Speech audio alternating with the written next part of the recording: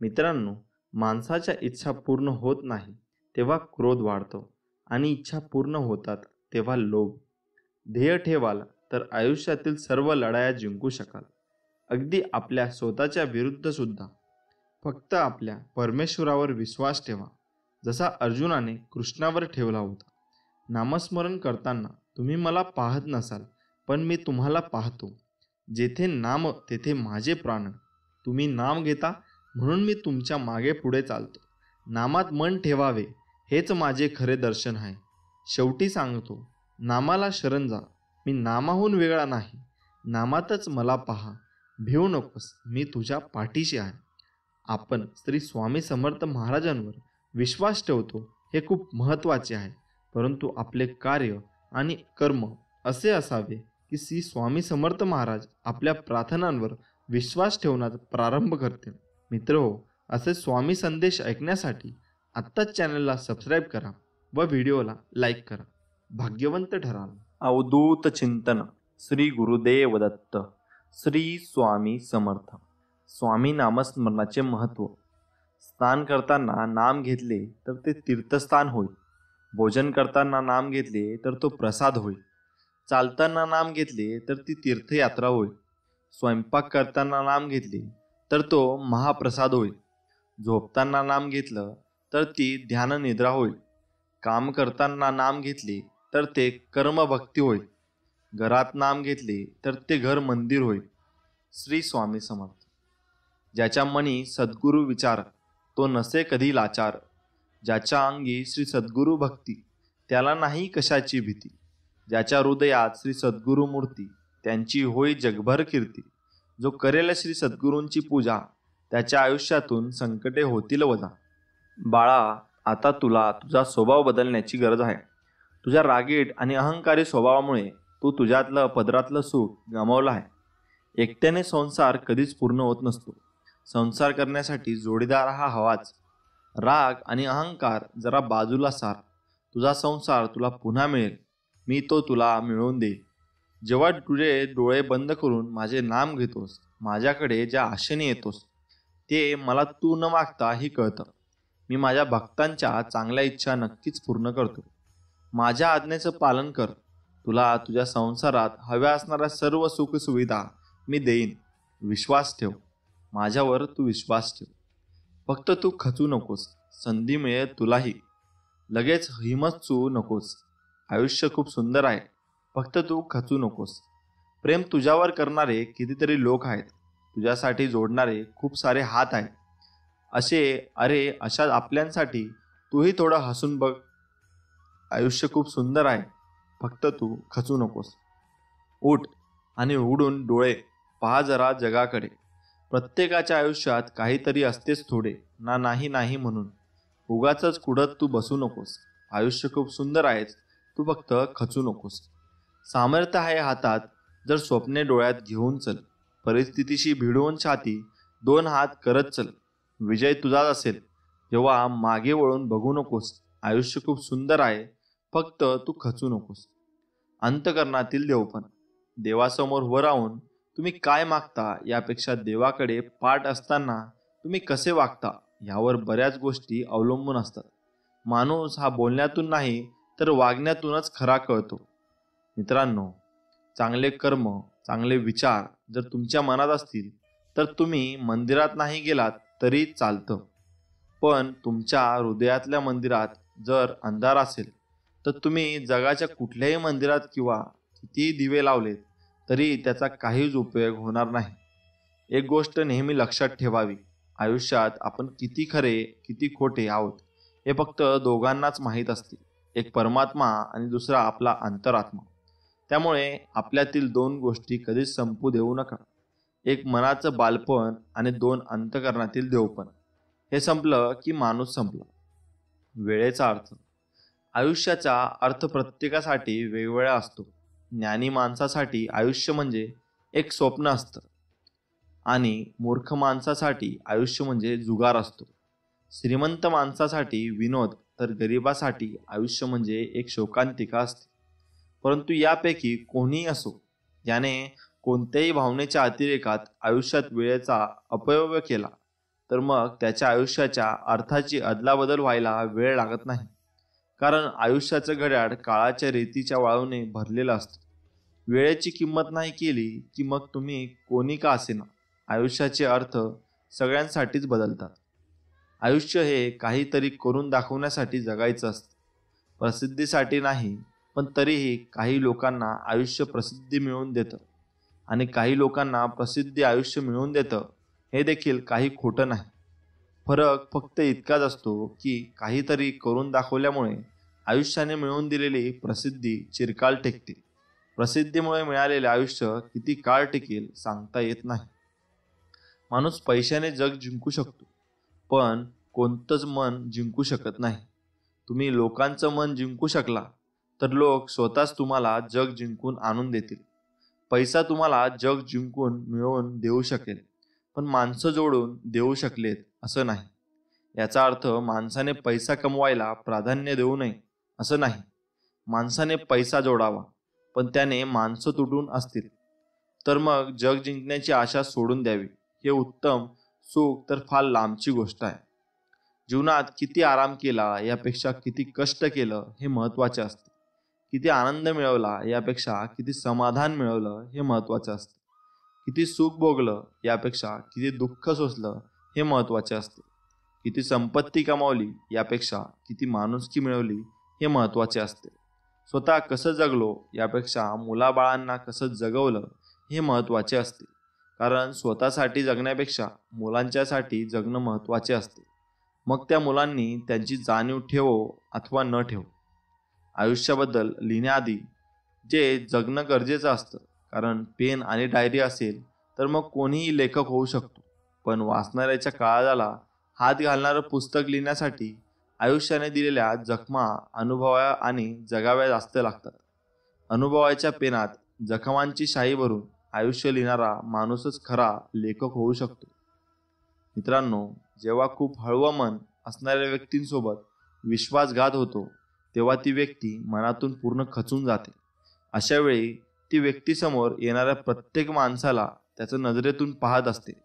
कोणावर विश्वास ठेवण्याची त्या व्यक्तीची भीतीच वाटत असते. आधीच विश्वासघाताच्या आगीत होरपळून निघालेले त्याचे मन नव्या नात्यात गुंतायला घाबरतं.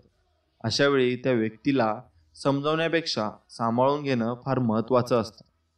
त्याच्या मनाला नवीन उभारी मिळेपर्यंत तरी जपायला लागतं. पण समजा याउलट पुन्हा एकदा जर विश्वासघात वाट्याला आला तर ती व्यक्ती जीवनाकडे एक शाप म्हणून पाहते. या सगळ्यातून बाहेर येईलच असं नाही. कदाचित सर्वात जवळच्या माणसावर पण ती विश्वास ठेवणार नाही. आणि समजा ती व्यक्ती या सगळ्यांतून बाहेर आली तरी ती पूर्ण सारखीच वागेल याची खात्री देता येत नाही. विश्वासघाताच्या दारात धारदार शस्त्राने जखमी झालेले मन येऊन कधी कोणावर त्याचा शस्त्राचा प्रहार करेल काही सांगता येत नाही. विश्वास हीच सगळ्यात मोठी गुंतवणूक असते, तर विश्वासघात सगळ्यात मोठं नुकसान आहे. खरं बोलून मन दुखावलं तरी चालेल, पण खोटे बोलून नका. कदाचित आपण एक खोटं समोरच्याचं माणूस पण हिरावू शकेल. आपण आपले संपूर्ण आयुष्य तो दिवस शोधत फिरत असतो जो आपल्याला महत्त्वाचा वाटतो, म्हणजेच आपला मृत्यूदिन. आपल्याला रात्रंदिवस याच गोष्टीची काळजी लागून राहिलेली असते की आपल्याला मृत्यू कधी येणार. पण यापेक्षा महत्त्वाचे 2 दिवस आपल्याला आयुष्यात असतात. पहिला म्हणजे आपल्याला जे जीवन मिळाले आहे तो दिवस, आणि दुसरा म्हणजे आपल्याला आयुष्य समजते तो दिवस. दुर्दैवाने जन्मदिन आणि मृत्यूदिन प्रत्येक माणसाच्या आयुष्यात येतोच असतो, पण बहुतांश लोकांच्या आयुष्यात तो मधला महत्त्वपूर्ण दिवस कधीच येत नाही. मित्रांनो, एक लक्षात ठेवा की आयुष्य नावाच्या एकाच नाटकात माणूस वेगवेगळ्या वेळी वेगवेगळी पात्र निभावत असतो. आधी मुलगा, मग भाऊ, मग नवरा, आणि मग बाप, आजोबा, नातू, आणि अजून कितीतरी निराळ्या व्यक्तिरेषा. एकाच नाटकात एकाच अभियंत्याला असंख्य पात्र साकारायचं म्हणजे त्रास निश्चित आहे. कधी गडबड होणार, कधी उशीर होणार, कधी चुका होणार, तर कधी एका पोशाखातून दुसऱ्या पोशाखात जाण्यासाठी घुसमटणं सुद्धा होणं साहजिकच आहे. सगळ्यांना सगळीच पात्र कशीच हवी तशी उत्कृष्ट साकारता येत नाहीत. कोणाला चांगला मुलगा होता येत नाही, कोणाला बाप तर कोणाला चांगला नवरा, कुठलं तरी एक पात्र कायम हवंसं वाटतं, तर दुसरं कुठलं तरी अत्यंत किळसवाना. रंगमंचावरील नाटकात सराव करून उत्तम बनता येतं, पण आयुष्य नावाच्या रंगमंचावर ना सराव ना घोकमपट्टी. माणूस मध्येच कुठेतरी गुदमरत धडपडत नाटक चालू ठेवतो. ज्याला जसं जमेल तसं माणूस जे पात्र नीट स्वीकारतो ते त्या नाटकाचा नायक बनतं, आणि जे नाकारत राहतो ते खलनायक. एकाच नाटकात नायक खलनायक दोन्ही भूमिका बनवणारा माणूस एकमेव पात्र असावा बहुतेक. कोणतीही गोष्ट करायची इथे आपल्याला एकच संधी मिळते, पण ती गोष्ट एकदाच बरोबर केली तर मग आयुष्यात माणसाला दुसऱ्या संधीची काही गरज भासत नाही. आयुष्य प्रत्येक वेळी आपल्याला एक नवीन संधी नव्याने देत असते. प्रत्येक वेळी आपण आयुष्य आपल्या दुसरी संधी का देत नाही म्हणून रडत असतो. खरं तर आयुष्याने दिलेली प्रत्येक पहिली नवी संधी ही स्वतःमध्येच एक दुसरी संधी असते. मित्रांनो, जी माणसं आलेल्या परिस्थितीशी जुळवून घेतात तीच माणसं सुखी जीवन जगतात. ज्यांना प्रत्येक गोष्टीत कमतरता जाणवत असते ती कायमच दुःखी राहत असतात. जगण्यात काहीच सुख नसते याचं विचारातून जीवनाकडे पाहत असतात. जगण्याचे दोन प्रकार आहेत. एक प्रकार शिकावा लागतो व दुसरा प्रकार शिकण्याची गरज नसते. माणूस जन्माला आला की त्याला योग्य संस्कार शिकण्याची गरज असते. परिस्थितीची स्वतःची जुळवणूक करायला शिकल्यावर जीवनात दुःखच शिल्लक राहत नाही. आहे त्या स्थितीतही आनंद मिळवता असतो. आजूबाजूच्या लोकांवरही जीव जडत असतो. त्रास कोणाला आपला होत नसतो आणि आपण दुसऱ्याचा त्रास आपल्याला करून घेत नसतो. म्हणून जी येईल परिस्थिती जीवनात तिच्याशी एकरूप होऊन जगायला शिका. आणि तसे तर जीवनात दुःख कोणाला चुकलंय, पण आहे त्या परिस्थितीत सुखी समाधानी राहून समृद्ध जीवन जगायला शिका. हीच या खऱ्या जीवनाची विचारधारा आहे. नेहमी लक्षात ठेवा, कुणी कुणाचेच नाही. सीतेचे रखवालदार प्रभू श्रीराम होते.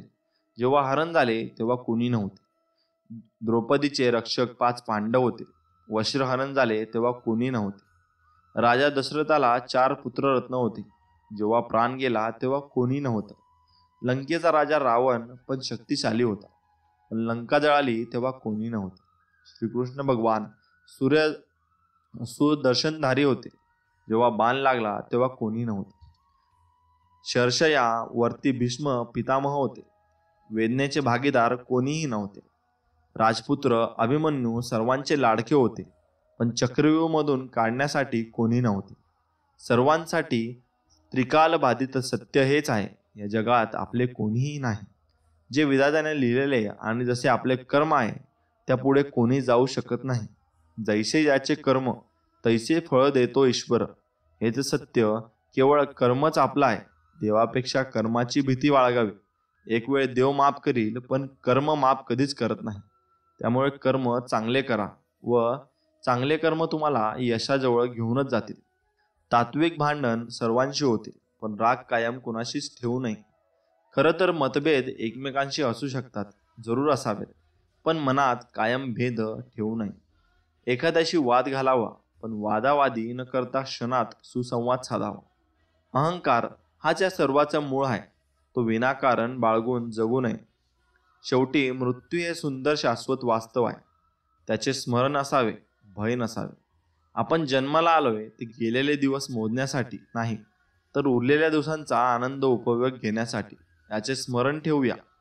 आपण किती आनंदात आहोत त्यापेक्षा आपल्यामुळे किती जण आनंदात आहेत याला खूप महत्त्व आहे. एक हृदय घेऊन आलोय. जाताना लाखो हृदयात जागा करून आता जाता आलं पाहिजे. क्षमा करा, प्रेम घ्या, प्रेम द्या. शरीराची सुंदरता वयाबरोबर संपते, तर मनाची सुंदरता शेवटपर्यंत टिकून राहते. शरीराला वय असतं, मनाला ते कधीच नसतं. शेवटी काय, आपण व्यक्तीच्या स्वभावाच्या प्रेमात असतो. शरीर निमित्त मात्र असतं. माणसाच्या स्वभावात गोडवा, शालीनता, प्रामाणिकपणा आणि विनयशीलता असेल तर त्याची काही क्षण तरी सोबत मिळाली तरी ती हवीशी वाटते. म्हणूनच बाहेर लक्ष दिव्यांची सुंदर आरास असूनही देवघरातील समयीच्या तेजापुढे आपण नतमस्तक होतो. आयुष्यात अशी माणसं कधी भेटली तर त्याच्यावर जीवापाड प्रेम करावं.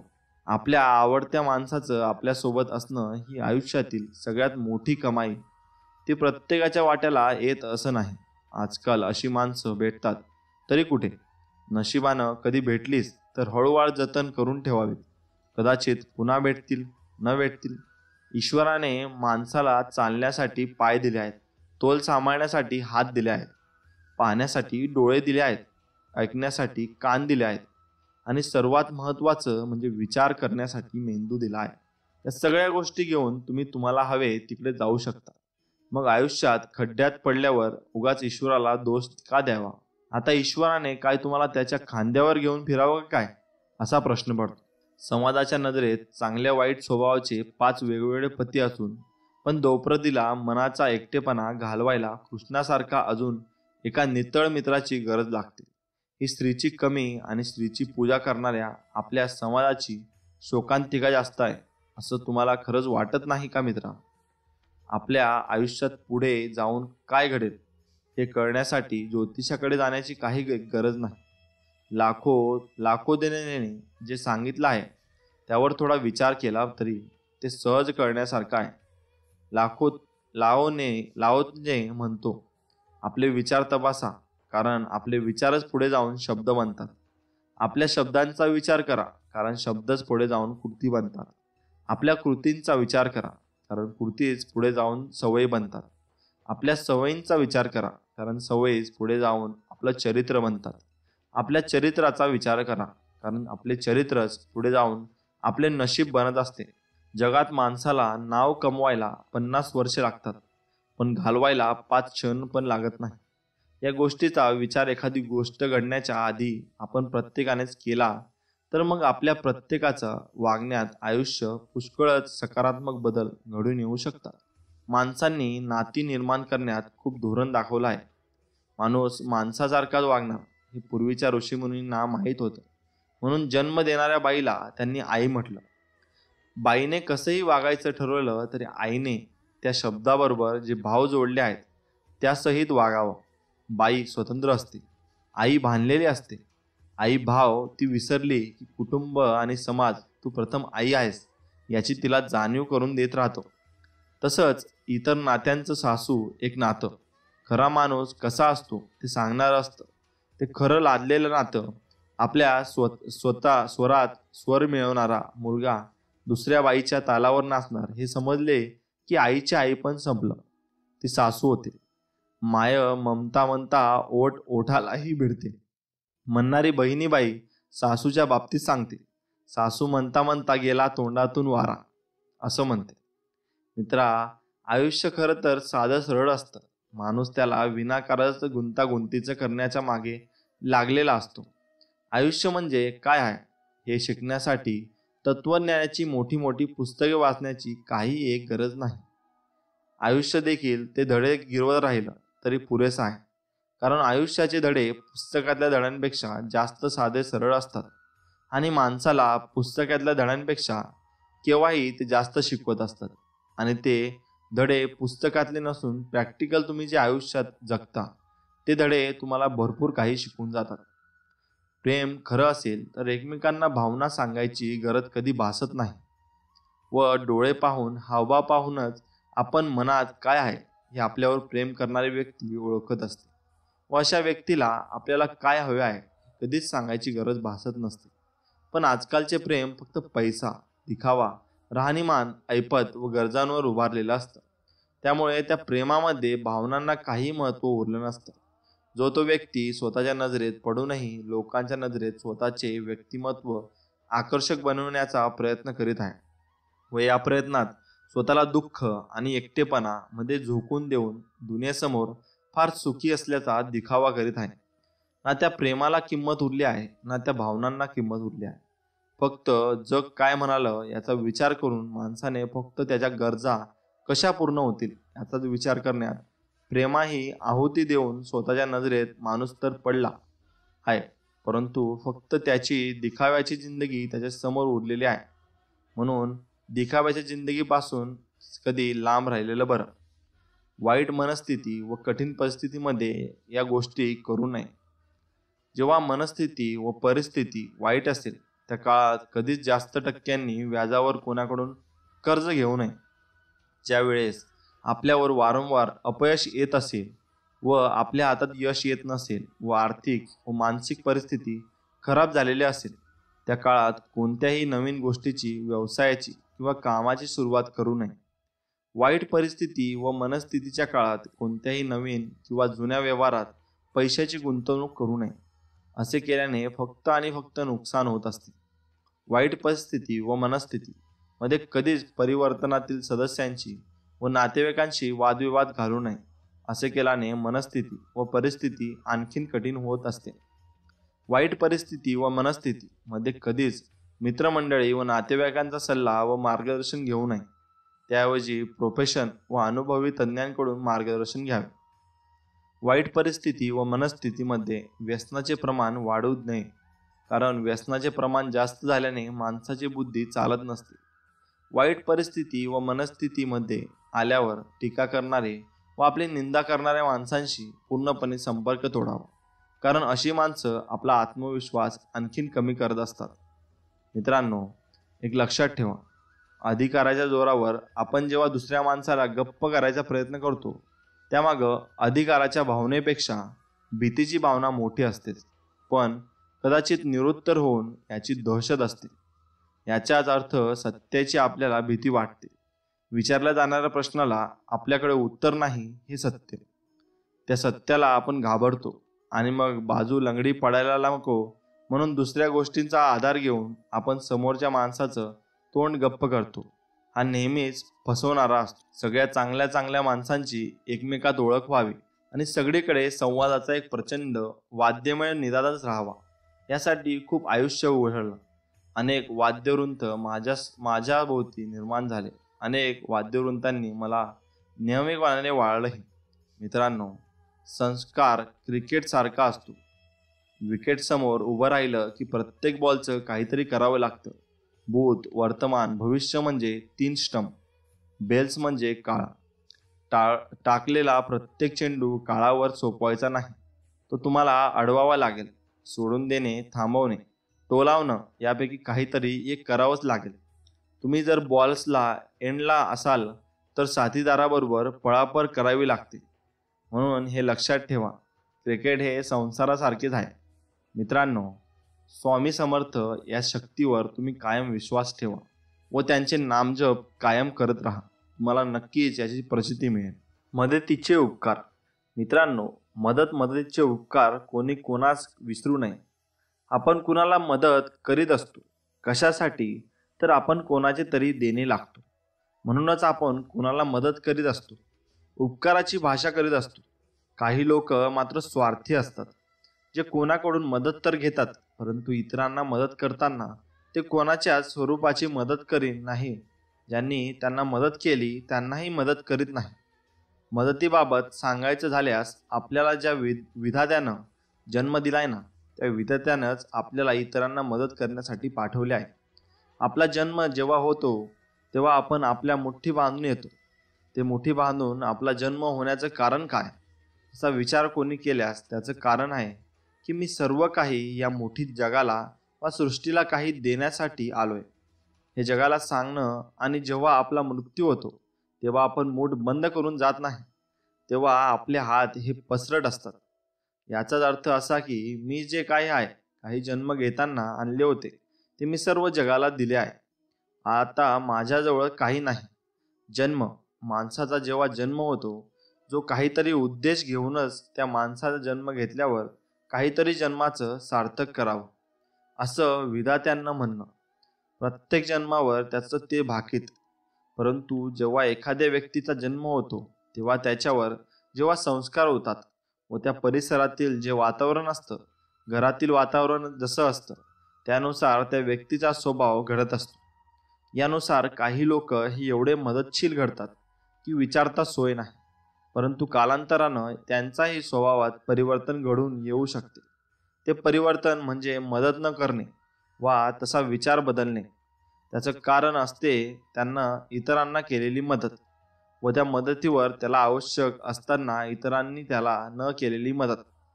आजची परिस्थिती पाहता काहीशी अशीच आहे. एखादा व्यक्ती आपला स्वार्थ न पाहता एखाद्या व्यक्तीला मदत करीत असतो. कोणी पैशानं मदत करतो तर कोणी अंगानं. परंतु वेळ अशी येते की जेव्हा याला हवी असते तेव्हा कोणीच त्याला तशी मदत करीत नाही. उलट काही लोक तर मदत देऊनही उपकार न मानता बेईमानसारखी वागतात. तेव्हा विचार येतो की आपण कोणालाच मदत करू नये, आपला स्वार्थ पाहावा. मदतीबाबत थोरांचं म्हणणं आहे की आपण 10 लोकांना मदत केली की त्यातली 8 लोक जर बेईमानी झाली तरी ते जाऊ द्या. आपल्या मदतीचे उपकार जर उरलेले 2 लोक मानत असतील तर ते आपल्यासाठी महत्त्वाचे आहे. त्याच 2 लोकांना आपल्या डोळ्यांसमोर उभं ठेवून इतरांनाही आपण मदत करावी, तीच मदत आपल्यासाठी फलदायी ठरते. आपल्याला माहीत आहे की कृष्णासारख्या विद्वान व्यक्तिमत्वानं पांडवांना मदत केली म्हणून पांडव जिंकले. दुसरी मदत कर्णानंही केली प्रत्यक्षरित्या पांडवांना. त्याला माहीत होते की मी कवच कुंडल दिले तर मी मरणार, तरी ते इंद्राला दानात देऊन त्यानं मरण पत्कारलं. बदल्यात काय काय झालं तर त्याला मरण पत्करावं लागलं.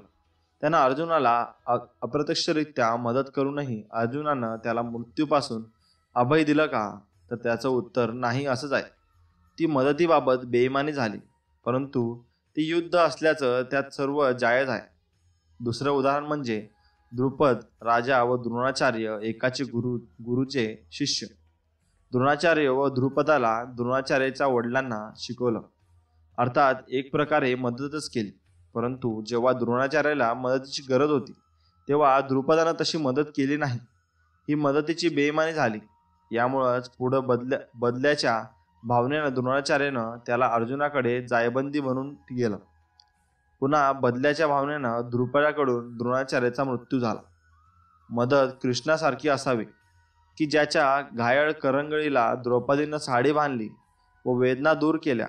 बदल्यात तिचं वस्त्रहनन होताना श्रीकृष्णानं तिला वस्त्र पुरवलं व तशी मदत करून तिची आबरू वाचवली. त्यानं आपल्या प्रिय असलेल्या सुदामासारख्या मित्राला मदत केली, कोणतीही अपेक्षा न ठेवता. तशीच त्या पांडवांनाही मदत केली. महत्त्वाचं सांगायचं झाल्यास मदत करू नये असं नाही, मदत करावी सर्वांना. लाचार, अनाथ, अपंग, वयोवृद्ध आणि गरिबांनाही मदत करावी. मदत दिली नाही तर काही लोक मरून जातील. कारण जगात असे अपघात होतात की ज्यावेळेस आपल्याला कोणी मदत केली नाही तर आपला जीवही जाऊ शकतो. म्हाताऱ्या माणसांना आपण मदत दिली नाही तर ते जगू शकणार नाही. अनाथांना आपण मदत दिली नाही तर तेही जगू शकणार नाही. खुद्द आपल्या आईवडिलांना आपण मदत केली नाही तर तेही जगणार नाही. म्हणूनच मदत आवश्यक बाब आहे. परंतु आजचा काळ असा आहे की लोक इतरांकडून मदतीची अपेक्षा करतात, परंतु मदतीचं काम संपलं की ते विसरून जातात व जेव्हा इतरांना मदतीची आवश्यकता असते तेव्हा ते मदत करीत नाही. त्यामुळंच भ्रमनिराश होत मन व वाटतं की आजपासून आपण कोणालाच मदत करू नये. मग आपला स्वभाव बदलतो. नमस्कार त्यानंतर कोणी मरत नाही जरी असेल तरी आपण थांबत नाही व मरत्या माणसांनाही आपण काही पाजत नाही. विशेष सांगायचं म्हणजे माणसानं मदत घेऊ नये असं नाही की घ्यावी, कारण मदतीशिवाय जिंकता येणं शक्य नाही. परंतु बदल्यात आपण तसे उपकार न विसरता आपणही ज्याची मदत केली त्यांना मदत करावी, जेणेकरून प्रत्येक व्यक्ती प्रत्येकाला मदत करेल. आणि जर आपण आपल्याला मदत करणाऱ्याला ज्याला आवश्यकता असताना मदत केली नाही व आपण बेईमान झालोच तरच तोच संदेश जगात पसरेल. मग अशानं कोणी कोणाला मदत करणारच नाही व विना मदतीनं सर्वजण तडफडून मरतील. म्हणूनच असं होऊ नये म्हणून सर्वांनी सर्वांना मदत करावी. मदतीचे उपकार कोणी कोणाचेही विसरू नये, हे तेवढंच खरं आहे. कारण मदतीवर देशच नाही तर जग आणि ही सृष्टी अवलंबून आहे, यात शंका नाही. मित्रांनो, थेंबे थेंबे तळे साचे. अर्थ, थेंबे थेंबे साठत गेला की हळूहळू एक दिवस त्यातून तळे निर्माण होईल एवढं पाणी साठते. थोडं थोडं साठवत गेलं की एक दिवस त्याचा मोठा संचय होतो. मग ते पाणी असो, पैसा असो, वस्तू असो किंवा आणखी काही, त्यावर आधारित कथा. एक गावी 2 मित्र राहत होते, राम आणि श्याम. ते फक्त एकमेकांचे मित्र नसून शेजारी सुद्धा होते. ते सोबतच शाळेत जायचे, सोबत खेळायचे, अगदी जीवाश्य कंठस्थ मित्र होते. त्या दोघांचे वडील त्यांना शाळेत जाताना रोज गोळ्या बिस्किट खाण्यासाठी किंवा पेन्सिल आणण्यासाठी 5 रुपये द्यायचे. श्याम रोजच्या रोज ते 5 रुपये खर्च करून टाकायचा.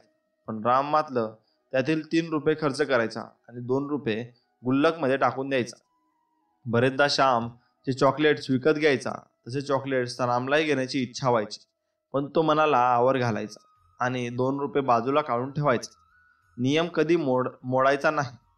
श्याम त्याला म्हणायचा, सुद्धा सुद्धा अरे, हे पैसे आपल्या वडिलांनी आपल्याला मौजेसाठी दिले आहेत, त्यासाठी कुठे बचत करतो तू? आणि असे कितीचे पैसे साठणार आहेत 2-2 रुपयांनी? जास्त विचार करू नको, खर्च करून टाक पैसे. पण राम त्याच्या मतावर ठाम होता. त्याने आपलं 2-2 रुपयांचे साठवणे सुरूच ठेवलं. असे अनेक वर्ष निघून गेले. या वर्षामध्ये अनेकदा राम ज्या मनात गुल्लक फोडून त्यातील पैसे वापरावे असा विचार आला. नवा मोबाईल घ्यावा, पार्टी द्यावी, अशी नवनवीन कपडे घ्यावा असं त्याला वाटलं. पण तो त्याच्या मनाला आवर घालत राहील. जसजसे त्याचे वय वाढले तसतसे त्यांना वडिलांनी त्याची पाकिट मनी सुद्धा वाढवली. पण रामने तोच नियम ठेवला. अर्धे पैसे खर्च करायचे आणि अर्धे पैसे शिल्लक ठेवायचे. श्याम मात्र पूर्ण पैसे खर्च करून टाकले. राम आणि श्याम आता बालवयातून युवावस्थेत गेले होते. शाळा संपवून त्यांचं कॉलेज जीवन सुरू झालं होतं. श्यामने विज्ञान शाखा निवडली होती तर रामने कला शाखा निवडली होती. त्यामुळे त्याचे कॉलेजेस वेगवेगळे होते आणि एकमेकांपासून लांब होते. तसेच घरापासून सुद्धा खूप लांब होते. दोघांच्याही घरच्या आर्थिक परिस्थितीमुळे त्यांना सायकलवरच जावं लागेल. कॉलेजमध्ये पोहोचेपर्यंत त्यांची दमछाक व्हायची. अजूनही रामच्या थोडे थोडे पैसे साठवण्याचा दिनक्रम सुरूच होता. काही दिवसांनी रामला वाटलं, आता बरेच वर्ष झालेले आहेत आणि त्या रांजना एवढं गुल्लक पण भरलं होतं. त्यामुळे त्याने फोडायचं ठरवलं. तर गुल्लक फोडल्यावर ज्याने जेव्हा पैसे मोजले तेव्हा ते फक्त 2 व्हीलर विकत घेण्या एवढे जमले होते. रामला खूप आनंद झाला. त्याने लगेच एक 2 व्हीलर विकत घेतली. आता कॉलेजमध्ये 2 व्हीलरवर जाऊ लागला. ज्याचे कष्ट वाचू लागले त्याच्या आईबाबांना सुद्धा त्याचं कौतुक वाटलं. त्याचे बाबा म्हणाले, बेटा, थेंबे थेंबे तळे साचे, ही म्हण तू खरी केलीस. आणि त्यांनी त्याला शाबासकी दिली. इकडे श्याम मात्र दमछाक करत सायकलवर चालवत राहिला. दोघांचे कॉलेजपासून एकमेकांचे लांब असल्याची रामची इच्छा असून तो त्याची मदत करू शकत नव्हता. श्यामला जेव्हा हे कळलं तेव्हा त्याला त्याचा पश्चाताप झाला. राम सारखंच आपणही तेव्हा थोडे थोडे पैसे साठवले असते तर बरं झालं असतं. तेव्हा आपण रामची टिंगल केली की 2-2 रुपयांनी काय होणार, पण थेंबे थेंबे साठवत राहिलो की कधी तळे साठते हे आपल्याला सुद्धा कळत नाही. हेच खरं आहे मित्रांनो. पुढचे आहे गुणवत्ता. गुणवत्ता विकत मिळते का हो? गुणवत्ता विकत मिळते का हो, असा कोणी प्रश्न विचारल्यास व त्याला हो म्हणून उत्तर दिल्यास अतिशयोक्ती होणार नाही. कारण देशात अलीकडे तशीच स्थिती निर्माण झाली आहे. खाजगीकरण वाढत चाललेलं आहे आणि सरकारी क्षेत्र संपुष्टात येत चाललेलं आहे. सरकार आता खाजगीकरणाकडे जास्त वळवलेले आहे. तसेच चिन्हही दिसत आहे. वीज विभाग खाजगी झालाय, रेल्वेतही तशी पाहता खाजगी झाली आणि आता शाळाही. नुकतीच एक बातमी व्हॉट्सअपवर उजेडात आली. जिल्ह्यातील एका खाजगी शाळेत एका खड्ड्यात पडून एक मुलगा मरण पावला. तशी पालकांनी त्या शाळेत चौकशी केली असता त्यांना त्या शाळेत दारूच्या बाटल्याही आढळल्या. सापांसारखा विषारी प्राणीही आढळला व त्यावरून भाकीत करता येऊ लागलं. खाजगी शाळा या विद्यार्थ्याच्या भविष्याची खेळत आहेत. खाजगी क्षेत्र तसं पाहता ते जोखमीचं क्षेत्र नाही, फक्त ते पैसा कमवण्याचं क्षेत्र आहे. व नाही असं म्हटल्यास अतिशयोक्ती होणार नाही. ते क्षेत्र कोणाला बांधील नाही आणि तेवढं जबाबदारीचंही नाही. लोकांना सहकार्य करण्याच्या दृष्टिकोनातून ते क्षेत्र पाहिजे त्या प्रमाणात योग्य नाही. तरी त्या क्षेत्रात महत्त्व लोकांना अतिशय वाटायला लागतं आहे. याचं कारण म्हणजे खाजगी क्षेत्र सध्या करीत असलेलं काम. सध्याच्या काळात खाजगी क्षेत्र अतिशय योग्य प्रमाणात काम करीत असून त्या क्षेत्राचा जो प्रमुख असतो तो सांगतो की आपली नजर परत टिकवायची असेल तर चांगलं काम करा. चांगलं काम करणाऱ्याचे वेतन वाढवण्यात येईल. कामाच्या योग्यतेनुसार आपलं वेतन ठरवण्यात येईल. याचं प्रमुख व्यक्तीच्या म्हणण्यावरून सध्याच्या काळात खाजगी क्षेत्रातील मंडळी जास्तीत जास्त विकास करीत आहेत. आज खाजगी क्षेत्रात विचार केला तर असे आढळून येते की आजच्या काळात अशा खाजगी क्षेत्रात सर्वात जास्त भरणा नातेवाईकांचा आहे हे नाकारता येत नाही. जिथं गुणांनुसार व योग्यतेनुसार भरती व्हायला हवी तिथं काम करायला नात्यातील मंडळी आहेत व ही नात्यातील मंडळी उच्च पदावर आरूढ झालेली आहेत. आणि ज्यांना उच्च पद मिळालेलं नाही त्या नातेवाईकांना लिहिण्याचं वा जास्त श्रम नसलेलं काम देण्यात आलं आहे. तसंच खाजगी क्षेत्रात हमालीचं काम त्या लोकांना देण्यात आलेलं आहे जे नातेवाईक नाहीत वा कोणी जवळचे संबंध नाहीत, परंतु अशी बाहेरची मंडळी ही ना द्वेष भावना ठेवतात ना मालकांबद्दल कोणाच मनात राग, याचा लोकांवर भरोशावर अशा खाजगी क्षेत्रातील विकास संभव आहे. कारण सर्वात जास्त द्वेष नात्यातील लोक करीत असतात. खाजगी क्षेत्र म्हणजे रिश्तेदारी नाही की जिथं रिश्त्यातील लोक भरती व्हावेत, तसेच त्या रिश्त्यातील लोकांनी संपूर्ण खाजगी सेक्टरच बुडवावं. अलीकडं असंच चित्र दिसत आहे. खाजगी क्षेत्रात नातेवाईकांची संख्या वाढत चाललेली असून खरं मूल्य दिसत नाही.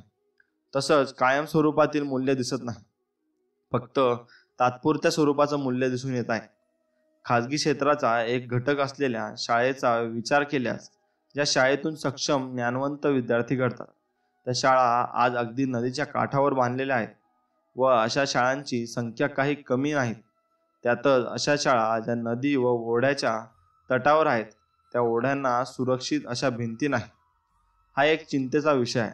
त्याचबरोबर अशा ओढ्यांतून साप वा इतर विषारी जीव शाळेत येणार नाही याची शाश्वती देता येणे शक्य नाही.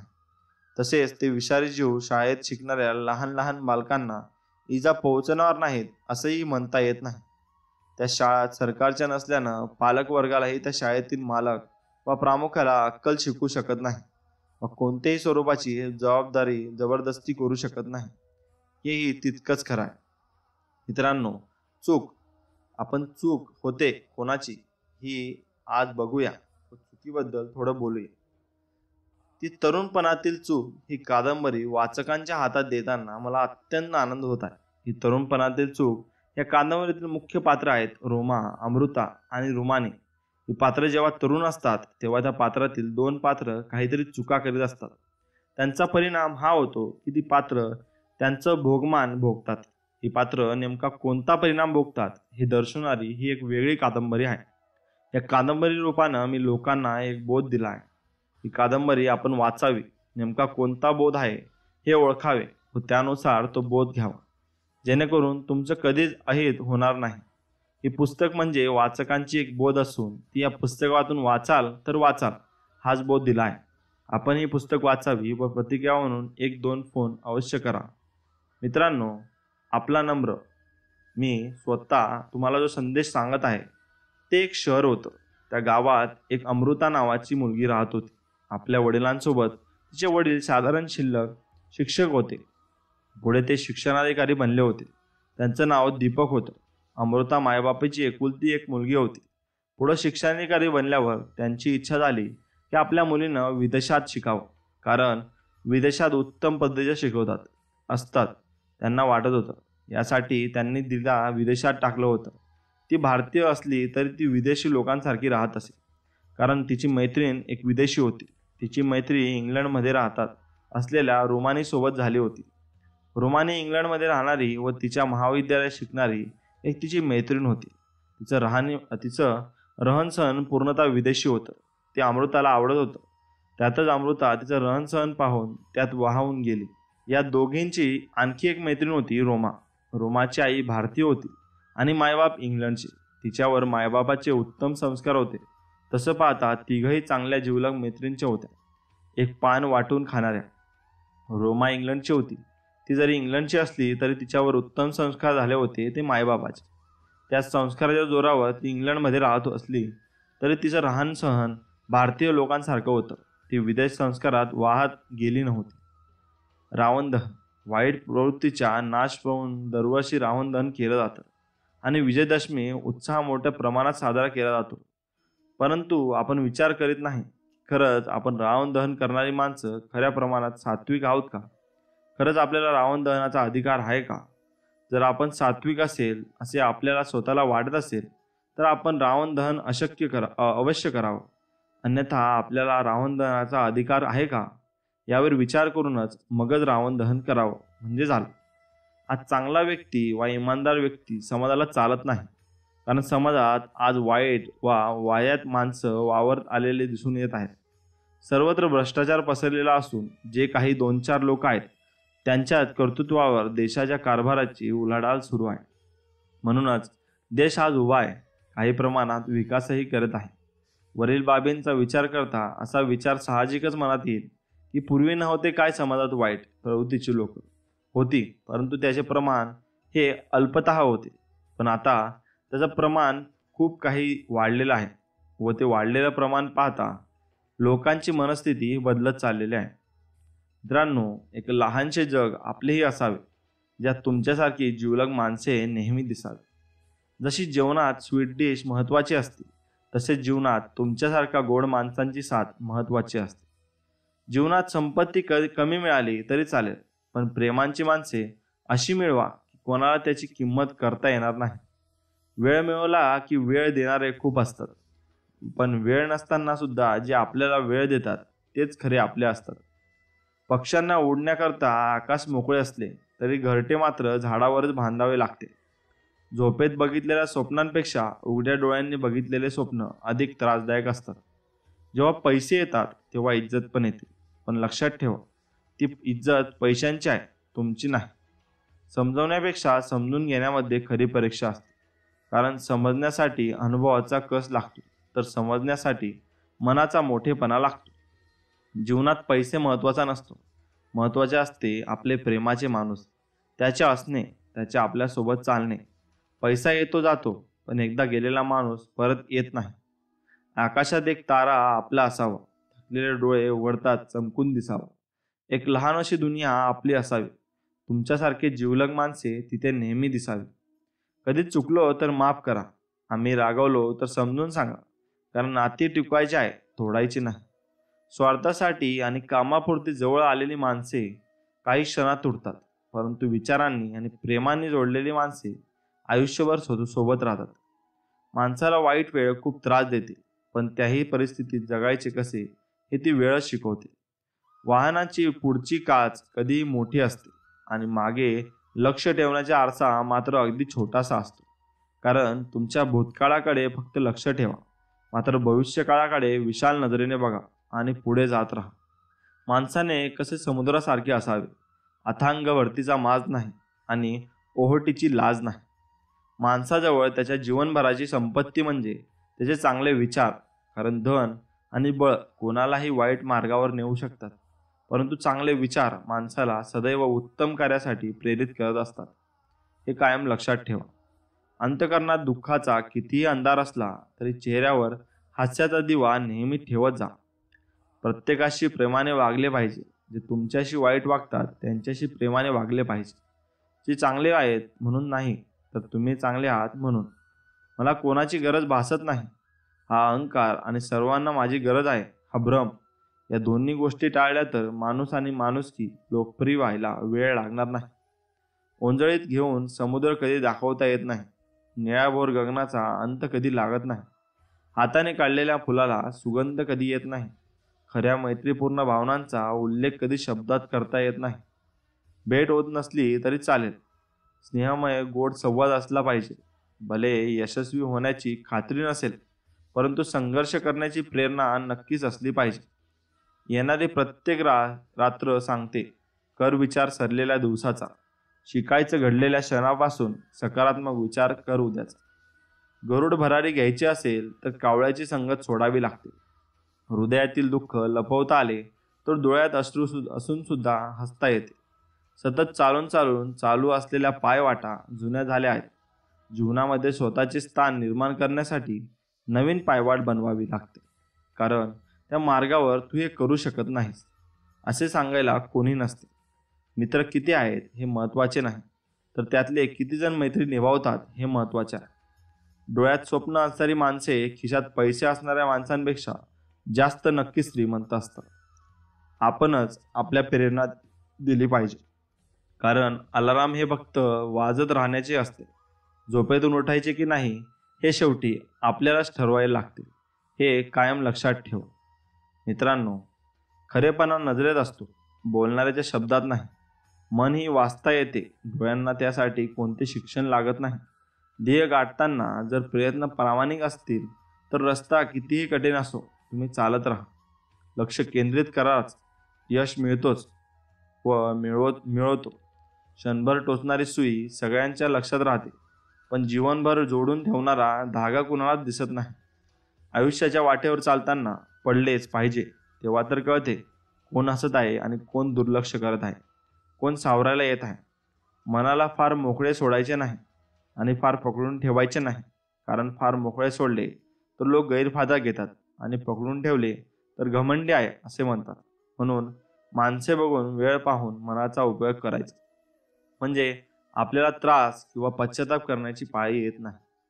या जगात जर काही सुंदर असेल तर ते आपले मन, आपला दृष्टिकोन, आपले विचार आणि आपले वागणे, आणि काहीही न लपवता मनमोकळेपणाने जगणे, यातच खरी सुंदरता आहे. समाधान म्हणजे एक प्रकारचे वैभव असून ते अंतःकरणाची संपत्ती आहे. ज्याला ही संपत्ती सापडते तो खरा सुखी होतो. हे जग त्याच्या पुढे झुकते जो परिस्थितीसमोर झुकलेला नसतो. खिशात किती आहेत हे महत्त्वाचे नाही, तर तुम्ही खुशीत किती आहात हे महत्त्वाचे आहे. मी काहीतरी चांगला करणार हा विश्वास आणि काहीतरी चांगला करणारच हा आत्मविश्वास, हे कायम लक्षात ठेवा. मित्रांनो, वर्तमानातून सुख घेण्याचा प्रयत्न करा. भविष्य खूप चतुर असतो, तो फक्त तुम्हाला आश्वासन देतो, हमी नाही. कुणालाही शब्द देताना जर तो पाळला येत नसेल तरच द्या. कुणालाही खोट्या आशेला लावू नका. जर आशा धरून जर पूर्ण झाली नाही तर त्या वेदना फार कष्टदायक असतात, हे नेहमी लक्षात ठेवा. एकदा एका रक्त गोठवून टाकणाऱ्या कडाड्याच्या थंडीत रात्री एक खूप श्रीमंत माणसाला त्याच्या घरच्या रस्त्यावर एक गरीब म्हातारा व्यक्ती भेटला. त्या म्हाताऱ्या माणसाला श्रीमंत व्हायचे विचारले. बाबा, तुम्हाला बाहेर थंडी वाटत नाही का? तुम्ही तर थंडीचे साधे स्वेटरही घातले नाही आहे. त्यावर तो गरीब म्हातारा म्हणाला, साहेब, माझ्याकडे गरम स्वेटर नाही आहे, पण मला या थंडीची सवय आहे. श्रीमंत माणूस म्हणाला, ठीक आहे, आता मी घरी जातो आणि तुमच्यासाठी घरून एक चांगले गरम स्वेटर घेऊनच येतो. आता आपल्याला थंडीपासून संरक्षण देणारे स्वेटर मिळणार. या विचाराने तो गरीब म्हातारा खूप आनंदित झाला आणि म्हणाला, साहेब, खूप उपकार होतील तुमचे. श्रीमंत माणूस घरी गेल्यानंतर काहीतरी दुसऱ्या कामात लागला आणि स्वेटरचे तो विसरूनच गेला. दुसऱ्या दिवशी सकाळी त्याला त्या गरीब म्हाताऱ्याची आठवण झाली.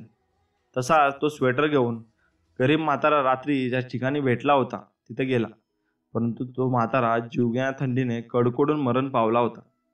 श्रीमंत माणसाला त्याच्या शवाजवळ एक कागद दिसली. त्याने ती कागद उचलून त्यावर लिहिलेले शब्द वाचले. त्यात लिहिले होते, साहेब, माझ्याजवळ जेव्हा गरम कपडे स्वेटर नव्हते तेव्हा माझ्याकडे तेव्हा थंडीविरुद्ध लढण्याची मानसिक शक्ती होती. परंतु साहेब, जेव्हा तुम्ही मला एक गरम स्वेटर देण्याचे आश्वासन दिले तेव्हा मी माझी थंडीपासून संरक्षणासाठी एक छान गरम स्वेटर मिळणार या आशेने थंडीविरुद्ध लढण्याची ही माझी मानसिक शक्ती आता संपली आहे. म्हणून तात्पर्यात अशी निघते की जर एखाद्याला आपण दिलेला शब्द, आश्वासन, वचन पाळू शकत नाही तर ते देऊ नका. जरी दिलेला शब्द आपल्यासाठी महत्त्वाचा नसला तरी तो दुसऱ्यांसाठी, एखाद्या व्यक्तीसाठी बरेच काही असू शकतो. आयुष्य हे गुलाबाच्या फुलासारखे असावे. कुस्करणाऱ्यालाही त्याने सुगंधच द्यावे. हाताला न लागणाऱ्या स्वप्नांच्या मागेही कधीतरी धावून पाहावे. जगणे अजूनही सुंदर वाटते. मित्रांनो, जीवनात संगतीला खूप महत्त्व आहे, कारण यश नेहमी चांगल्या विचारांतून येते आणि विचार सोबतीच्या व्यक्तीमधून येतात.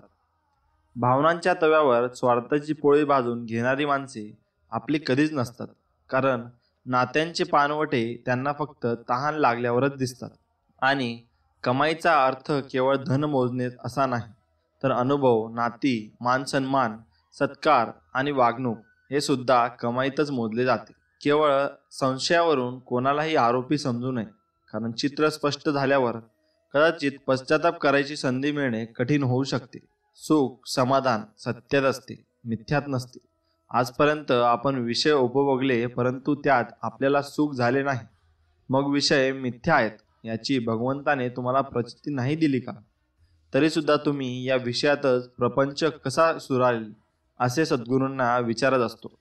याला काय म्हणावे? लागलेली भूक, नसलेले पैसे, तुटलेले मन आणि मिळालेली वागणूक जे आपल्याला शिकवते ते जीवनात कोणतीही डिग्री घेतली तरी शिकता येत नाही.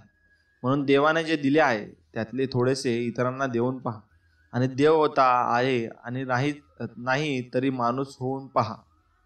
वाळूमध्ये पडलेली साखर मुंगी सहजपणे खाऊ शकते, परंतु हत्ती त्यासाठी ते अशक्य आहे. म्हणून छोट्या माणसांना कधी छोटे समजू नका. कधी कधी छोटी माणसे सुद्धा मोठी मोठी कामे करून जातात. कधी आपली मान गर्वाने ताट करून नका. जिंकणारे आपला गोल्ड मेडल सुद्धा मान वाकूनच घेत असतात. भगवान श्रीकृष्णाने खूप मोठी गोष्ट सांगितली आहे. जर तुम्ही धर्म कराल तर देवाकडून तुम्हाला मागावेच लागेल, आणि जर तुम्ही कर्म कराल तर देवाला तुम्हाला द्यावेच लागेल. प्रेम आणि आनंद देणारी व्यक्ती आपल्या सहवासात असणे ही निसर्गाची एक देणगी आहे. अशी व्यक्ती लाभणे ही आपल्याला सुस्वभावाची अनमोल परतफेड होय. चुकणे ही प्रकृती, मान्य करणे ही संस्कृती, आणि सुधारणा करणे ही प्रगती आहे. समजण्यापेक्षा समजून घेण्यामध्ये खरी परीक्षा असते, कारण समजवण्यासाठी अनुभवाचा कस लागतो, तर समजून घेण्यासाठी मनाचा मोठेपणा लागतो. एखादी गोष्ट हरवण्यापेक्षाही गमावण्याची जास्त भीती वाटते, कारण हरवलेले एक वेळ शोधता तरी येते, परंतु गमावलेले पुन्हा कधीच सापडत नाही. आपल्या स्वाभिमानावर आघात झाल्याशिवाय स्वतःला सिद्ध करण्याची इच्छा उत्पन्न होत नाही. जर प्रेम असेल तर राग हा येतोच, आणि राग हा केवळ हक्काच्या माणसावरच येतो. जीवन म्हणजे नुसता पत्त्यांचा खेळ आहे. चांगली पाने मिळणे हे आपल्या हातात नसतेच, परंतु मिळालेल्या पानावर चांगला डाव खेळणे यावर आपले यश अवलंबून असते. दवाखाना जरी कितीही मोठा असला तरी आपल्या लोकांनी मनाला दिलेले घाव कोणत्याच रिपोर्टमध्ये कळत नाही.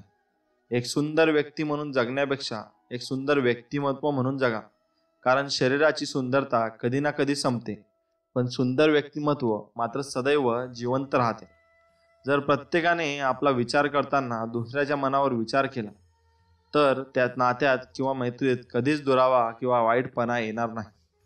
जीवन चहा बनवण्यासारखे आहे.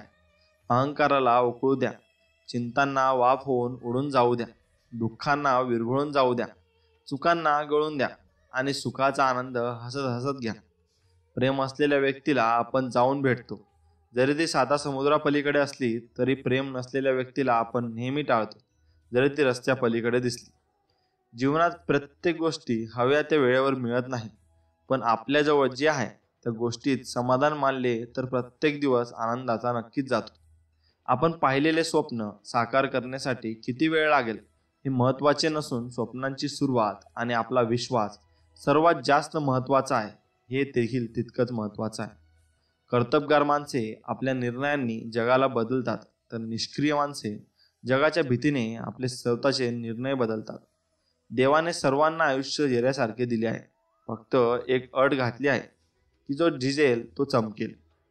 संघर्ष करण्याची संधी त्यांनाच मिळते ज्यांच्यामध्ये क्षमता असते. रिकाम्या मांड्यावर झाकण आणि चुकीच्या विचारांची पाठराखण काहीच उपयोगाची नसते. जिंकणे म्हणजे नेहमी फक्त पहिला येणे असे नाही, तर एखादी गोष्ट पूर्वीपेक्षा जास्त चांगली करणे म्हणजे जिंकणे होय. बोलताना जरा जपून बोलावे, कधी शब्दही अर्थ बदलतात. चालताना जरा जपून चालावे, कधी रस्तेही घात करतात. वागताना जरा जपून वाकावे, कधी आपलेच खंजीर खुपसतात. पाऊल टाकताना जरा जपून टाकावे, कधी फुलेही काटे बनतात. मागताना जरा जपून मागावे, कधी आपलेच भाव खातात. आणि नाते जोडताना जरा जपून जोडावे, कधी नकळत धागेही तुटून जातात. आपल्यावर टीका करणाऱ्या नेहमींचा आदर करा, कारण आपले दोष शोधण्यासाठी जे जीवाचा खूप आटापिटा करत असतात. काही नात्यात सुरुंग लावणारे नातेवाईकच असतात. हे नाते उद्ध्वस्त झाल्यावरच कळते. कोणी कितीही त्रास द्यायचा प्रयत्न केला तरी त्रास करून घ्यायचा की नाही हे आपल्या हातात आहे. माणूस किती आपला आहे आणि किती आतला आहे याचे उत्तर फक्त वेळ जवळच असते, कारण गरज संपली की विपरीत वागणे ही जगाची रीत आहे. आपल्याला जीव लावणारे आपल्याला मोठ्या नशिबाने मिळाले आहेत हे समजायला काही वेळही लागत नाही, आणि काहींना ते आयुष्यभर समजतही नाही. सीता होऊन मौनाचं रामायण सहन करता येणे, पण शब्दाचे महाभारत सोसायला पाठीशी कृष्ण हवा असतो. कधी नवऱ्याने झुकावे, कधी बायकोनी झुकावे. एकमेकांच्या समजूतदारीतूनच प्रत्येकाचे घर टिकावे. बायकोच्या कष्टाची दखल घेणारा तो नवरा, आणि नवऱ्याच्या छोट्या छोट्या कर्तृत्वाचा अभिमान बाळगणारी ती बायको. हे गणित छान जमले की भले भले संस्कार सुखी होतात, हे मात्र लक्षात ठेवा.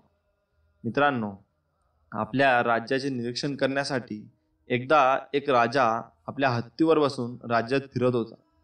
या कथानुसार मी सांगणार आहे कर्म म्हणजे काय. तर तो राजा हत्तीवर बसून राज्यात फिरत होता. फिरता फिरता तो एक गावातील दुकानासमोर थांबला. प्रधानाला बोलवले आणि त्याला म्हणला, प्रधानजी, पूर्वी कधीच हा दुकानदार माझ्या पाहण्यात आला नाही. याला मी ओळखतही नाही. तरी माहीत नाही का म्हणून मला या दुकानदाराला फाशी द्यावी असे वाटते आहे. प्रधान एकदम गोंधळला आणि तो काही बोलण्याच्या अगोदरच राजा तिथून पुढे निघाला. प्रधान विचारात पडला. त्यानं ते दुकान पाहून ठेवले आणि तो राजाच्या मागे जायला निघाला. दुसऱ्या दिवशी गावातल्या दुकानाच्या प्रधान साध्या वेशात पोहोचला. त्यावेळी दुकानात दुकानदाराशिवाय दुसरे कोणीही नव्हते. दुकानात जाण्यापूर्वी प्रधानाने आजूबाजूला विचारपूस केली होती. त्याला त्यात कळले होते की तो दुकानदार चंदनाचा व्यापारी आहे आणि चांगल्या प्रतींचे चंदन त्याच्याकडे मिळते. प्रथम दुकानात जाताच लक्षात आले की खरोखर या दुकानात सुवर्णवर्णाचे सुगंधी चंदन आहे. परंतु कोणी घेणारा नसल्यामुळे दुकानदार खूपच वैतागला आहे. चौकशी करता करता समजले की लोक नुसते येतात, चंदनाचा वास घेतात आणि साधा भाव ही विचारत नाही आणि निघून जातात. रिकाम्या बसलेल्या दुकानदाराला खूप वेळा वाईट वाटे. किमान राजा तरी मरावा. जर राजा मेला तर त्या भागात दुसरा कोणी चंदनाचा व्यापारी नसल्यामुळे राजाच्या अंत्यसंस्काराला तरी मोठ्या प्रमाणात चंदन खरेदी होईल. माल विकला जाईल, 4 पैसे तरी मिळतील. मग कर्मावर. मित्रांनो, प्रधानाला मग राजाला या अनोळखी व्यापाऱ्याला फाशी का द्यावे वाटले याचा उलगडला झाला. राजाविषयीची व्यापाऱ्याच्या मनातली वाईट विचारांच्या तरंगणाऱ्यालाही राजा हा दूषित वातावरणात आल्यावर राजाच्या मनात दुकानदाराला फाशी देण्याचे विचार उद्भवले होते. त्या दुकानदाराकडून प्रधानने थोडे चंदन विकत घेतले आणि दुकानदाराला खूप दिवसानंतर गिराईक मिळाल्यामुळे आनंद झाला. प्रधान निघाला आणि राजा दरबारात राजापुढे ते चंदन ठेवले. राजाने कागद उघडून चंदन पाहिले आणि त्याच्या सुवर्ण वर्णांनी आणि सुगंधाने राजा एकदम मोहित झाला. राजाने प्रधानाला विचारले, कुठून आणले हे चंदन? प्रधानाने ते व्यापाराचे नाव सांगितले. राजा म्हणा, अरे, काल उगाच मला त्याच्या फाशी द्यावी वाटली. राजाने त्या व्यापाऱ्याला काही सुवर्ण मुद्रा देण्याचा आदेश दिला. राजा अधूनमधून दुसऱ्यांना अनमोल भेटी देण्याकरता चंदन विकत घेऊ लागला.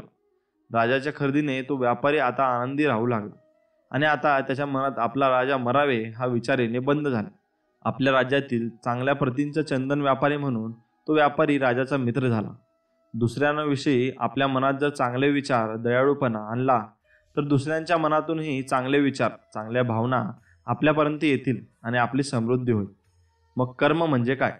अनेक जण म्हणाले, आपली भावना, आपले शब्द, आपली कृती. परंतु हेच खरे ही की काय? आपल्या मनात येणारे विचार हेच आपले खरे कर्म होय. कर्म हे रबरासारखे असते. तुम्ही त्याला तणावू शकता आणि तसे ताणाल तसे ते तुमच्याकडे परत येईल. जर तुम्हाला यशस्वी व्हायचे असेल तर तुम्हाला तुमच्या कर्माची चिंता करावी लागेल, फळाची नाही. आपले कर्मच आपली ओळख आहे. नाहीतर एका नावाचे तर करोडो माणसे आहेत. उशिराचा का होईना कर्माचे फळ हे मिळतेच. ज्याचा वर्तमान काळ प्रयत्नवादी आहे त्याचा भविष्य काळ उज्ज्वल आहे. आयुष्य संपल्यावर तुमचा धर्म काय आहे परमेश्वर बघणार नाही. परमेश्वर फक्त तुमचे कर्म बघेल. मनुष्य हा कर्माने महान ठरतो, धर्माने नाही. आपली चांगली वेळ जगाला सांगते की आपण काय आहोत, परंतु आपली वाईट वेळ आपल्याला सांगते की एक जग काय आहे. सत्कर्मी माणसाला जीवनात अडचणी येतात, परंतु त्या सुटणाऱ्या असतात. याउलट जो दुसऱ्याला अडचणीत आणतो त्याला अडचणी जीवनभर संपत नाही. तुमची भूक नसतानाही जर तुमच्यावर अन्याय होत असेल तर समजून घ्या की अन्याय करणाऱ्यांचे चांगले दिवस काही वेळेपुरते मर्यादित आहेत. वाहत्या पाण्याप्रमाणे चांगले कर्म करत राहा. वाईट गोष्टी कचऱ्याप्रमाणे स्वतःहून किनाऱ्याला लागतील. नेहमी देवांवर निसंकोच विश्वास ठेवा. योग्य वेळी तो इतके देतो की मागायला काही उरतच नाही. तुम्हाला तेच मिळणार जे तुम्ही दुसऱ्यांना देणार. जर तुम्ही धर्म कराल तर देवाकडून तुम्हाला मागावे लागेल, पण आणि कर्म कराल तर देवाला तुम्हाला द्यावेच लागेल. परमेश्वरापेक्षा कर्माची भीती बाळगा. एक वेळ परमेश्वर माफ करेल, परंतु कर्म नाही. आपले चांगले कर्म हे आपल्या नेहमी पाहिजेत असलेल्या गोष्टी देतात. चांगले केलेले काम कधी वायाला जात नाही. जरी आज यश मिळाले नाही तरी क्रिया तशी प्रतिक्रिया या निसर्गाच्या नियमानुसार ते न मिळालेले यश भविष्यात माणसाला दामदुपटीने मिळते. दुसऱ्यांसाठी जगणारेच खऱ्या अर्थाने जिवंत असतात. बाकी सर्व जिवंत असूनही मेल्यासारखे होत. तुम्ही जे पेरणार तेच उगवणार. ज्याचे कर्म चांगले आहे तो कधीच संपत नसतो. कर्माचे फळ मिळवण्यासाठी कोणतीही मुदत नसते.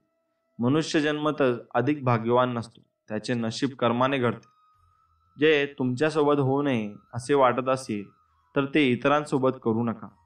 भगवंतही त्यांना आधार देतो ज्यांच्याबरोबर त्यांचे चांगले कर्म असतात. या जन्मात केलेल्या चुकीची शिक्षा याच जन्मात मिळते. यालाच कर्म म्हणतात. कर्माची परतफेड करावीच लागते. त्यासाठी धर्म करताना नेहमी सजग होऊन कर्म करा. कारण ब्रह्मांडातील कोणताही नियम बदलू शकतो, परंतु कर्माचा सिद्धांत कधी बदलत नाही. परमेश्वराने तर पहिलेच सांगून ठेवले आहे, जर माझ्याकडे मागून मिळाले असते तर भिकाऱ्याला भीक आणि शेतकऱ्याला पीक कधीच कमी पडू दिले नसते. त्यासाठी माणसाने कष्ट करणे हेच कर्म आहे. जे द्याल तेच परत मिळेल, मग तो आदर असो की धोका. मोठी स्वप्ने पाहणारेच मोठी स्वप्ने सत्यात उतरवतात. जैसे ज्याचे कर्म तैसे फळ देतो ईश्वर. लोक तुमच्याशी कसे वागतात हे त्याचे कर्म. त्यावर तुम्ही कसा प्रतिसाद देता हे तुमचे कर्म. चांगले करा किंवा वाईट, जे द्याल तेच परत तुम्हाला मिळेल, हेही तितकेच खरे आहे. कारण आपण जे कर्म करतो तेच आपल्याला रिटर्न मिळतं, हेही तितकं खरं आहे. मित्रांनो, तुम्ही हात जोडणारा व्यक्ती स्वार्थाशिवाय जवळ येत नाही आणि पाय ओढणारा व्यक्ती तुमचे कधीही चांगले बघत नाही. तेव्हा अशा व्यक्तींना दुरूनच नमस्कार केलेला बरा. प्रेम करणे वाईट नसते, परंतु ज्याच्यावर तुम्ही प्रेम करता त्यांना हृदय नसणे हे खूप वाईट असते. काही गोष्टी तुम्हाला परमेश्वराला मागून मिळत नाही. तुम्हाला ते मिळवण्यासाठी कष्ट करावे लागतात. काय करायचे ते ठरवले की कसे करायचे याचा मार्ग सापडतोच. लक्षात ठेवा, काही वादळ विचलित करण्यासाठी नाही तर पुढचा रस्ता मोकळा करण्यासाठी येत असतात. कठीण परिस्थिती ही सर्वोत्तम प्रतिभेची निर्मिती स्थान असते.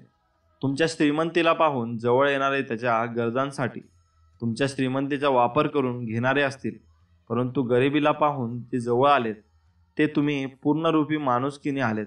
त्यांच्यावर कधी संशय घेऊ नका. आयुष्यात सत्य नेहमी पडताळायला पहा, कारण कधीकधी आपले डोळे सुद्धा धोका देतात. हरला तरी चालेल, परंतु खेळताना जिंकणाऱ्याला घाम फुटला पाहिजे असे खेळायचे. तुम्हाला धन्यवाद म्हणणाऱ्या लोकांची संख्या तुम्ही जितकी वाढवाल तितके तुम्ही जास्त यशस्वी होत जाल. आव्हानांना बंधने घालू नका, बंधनांना आव्हान द्या. मदत करणाऱ्याला कधीही धोका देऊ नका आणि धोका देणाऱ्याला कधीही मदत करू नका. प्रति आव्हान घ्यायला शिकले पाहिजे. जोपर्यंत तुम्ही तो देत नाही तोपर्यंत तुम्ही सत्य असूनही तुम्हाला अन्याय हा नेहमी सहन करावा लागतो, एवढं मात्र निश्चित. मित्रांनो, जर तुम्हाला हे स्वामी संदेश आवडले असेल तर तुम्ही आत्ताच आपल्या व्हिडिओला लाईक करा व आत्ताच आपल्या चॅनलला सबस्क्राईब करा. कारण आपण असे संदेश तुम्हाला घेऊन येत असतो व तुम्हाला मोटिवेट करत असतो व पॉझिटिव्ह थिंकिंग तुमच्या मनामध्ये भरत असतो. मित्रांनो, स्वामींचे नाम हे तुम्ही दररोज घेतलेच पाहिजे. मी प्रत्येक व्हिडिओमध्ये सांगत असतो. या व्हिडिओमध्येही तुम्हाला सांगत आहे की स्वामींचे नाव तुम्ही प्रत्येक दिवशी प्रत्येक तासाला घेतले पाहिजे, प्रत्येक मिनिटाला घेतले पाहिजे. तुम्ही जेव्हा स्वामींचे नाव घेता, स्वामी तुमच्या पाठीशी कायम उभे राहतात. मग ते म्हणतात, भिवू नकोस बाळा, मी तुझ्या पाठीशी आहे. म्हणून स्वामींचे नाव कायम घेत राहा. मित्रो, एवढं बोलून मी या व्हिडिओची सांगता करतो. अवधूत चिंतन श्री गुरुदेव दत्त. श्री स्वामी समर्थ. जय जय स्वामी समर्थ. धन्यवाद.